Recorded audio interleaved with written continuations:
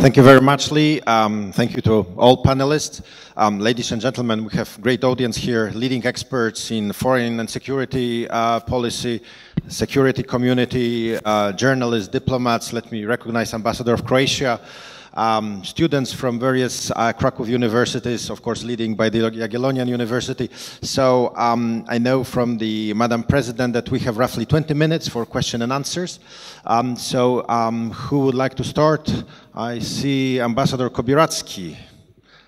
Please introduce yourself. Adam Kobieracki, at the moment Director of the OSCE Conflict Prevention Center, in the past Director for Security Policy, Polish MFA, and NATO Assistant Secretary General for Operations. I have just one issue which frankly relates to the things raised by the previous panel and by the panelists just now. Yes, there is no direct military security threat to European security at the moment.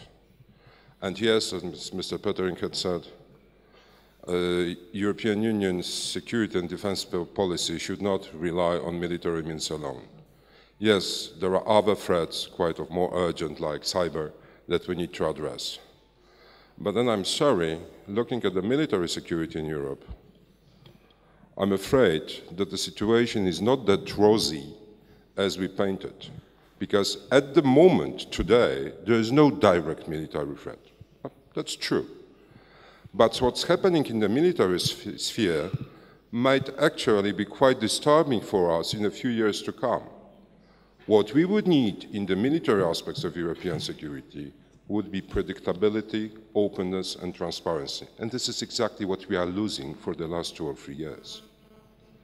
The Russians have withdrawn from the CFE treaty. The NATO took a decision not to implement relevant provisions of the CFE anymore.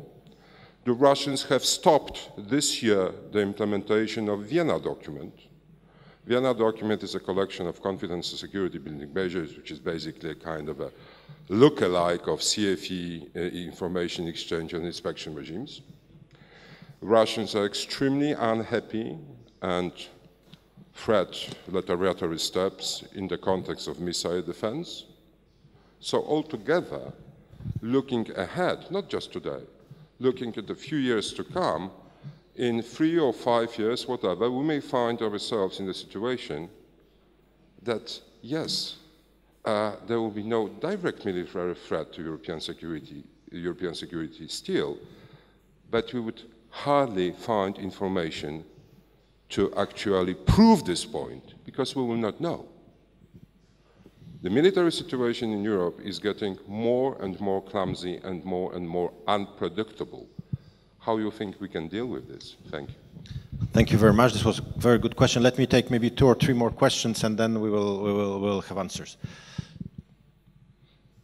Ladies and gentlemen, any more questions? Colonel Krzywda.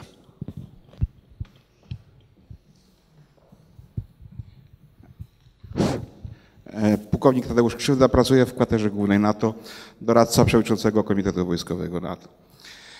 Ja chciałbym zabrać głos, bo bardzo ładnie wygląda opisana droga do szczytu w Chicago. Już w zasadzie ogłosiliśmy sukces. Nie jestem tego taki pewien. Pytanie jest tu do Roberta Pszczela i do Jimmy'ego. Jak strategicznie opisać szczyt w przyszłości jako tak zwany strategiczny przekaz dla społeczeństwa, że ten szczyt był ważny, ponieważ w tym samym czasie szczyt w Chicago będzie odbywał się w tym samym czasie, kiedy odbędzie się tak zwane G20. I obawiam się, że szczyt w Chicago może zostać, jakby to powiedzieć, zdominowany przez pozostałe wydarzenia, które odbędą się w Chicago. Jak również nie stracić ważności szczytu w Chicago w świetle odbywających się wyborów w Stanach Zjednoczonych, bo wiadomo, że Chicago jest to konstytuency prezydenta Obamy. I tu jest znowu, zwracam się do ambasadora, jak obejść albo jak uzyskać efekty tego szczytu w przekazie dla społeczeństwa. Dziękuję. Dziękuję bardzo.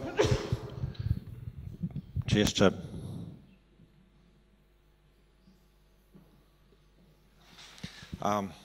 Jeśli nie, może zaczniemy in the reverse order. Lee, if you can start with your answers, and then we will move to Robert, and then to Senator Klich. My view is that the fact that the summit will be in Chicago is a guarantee that it will get a lot of attention. At least that's certainly the intention of the president by putting it there. He put it in his hometown, he put it after the other international meetings, not to be overshadowed, but to emphasize the importance, the centrality of the transatlantic relationship to American foreign policy. I don't have to tell this audience in this part of Poland that Chicago also has particular resonance here. And I think, but not only for Poland, frankly, there are many Americans with roots from other newer NATO member states who are also there. I think this will also serve to amplify the message. And we're expecting, and I know all of the different heads of state who will be at the summit, I expect will have their own individual programs when they are in the United States, which we hope to be able to use to drive home the vitality of the alliance, America's commitment to the security of all of the member states. So I hope that this is a good opportunity. I know it's our intention, and I know my friends in Brussels as well, to highlight as much as possible this. And frankly, judging by the Munich Security Conference and the discussions there, I'd say the main topic of conversation in Munich was the road to Chicago. So I think that there's a lot of anticipation, and I would be very surprised if it wasn't seen internationally as a very important meeting. Thank you very much. Robert? Thank you. Well, two very interesting, very good questions. I agree with Adam in the large sense of, particularly when one thinks of the current, let's say, condition of the arms control, armament regime when it comes in the relation with Russia. Yes, CFE is frozen, not much movement. The other document, you're right. I could even add things are not getting better in some respects, they're getting worse in a sense that when one hears the rhetoric, which essentially suggests that we cannot be trusted, but it's almost defined as a given, not for discussion. Well, I mean, it's a pity because, you know, precisely if you have various questions, well, the only way, if you're going to get some answers, is to use those mechanisms that we have developed, right?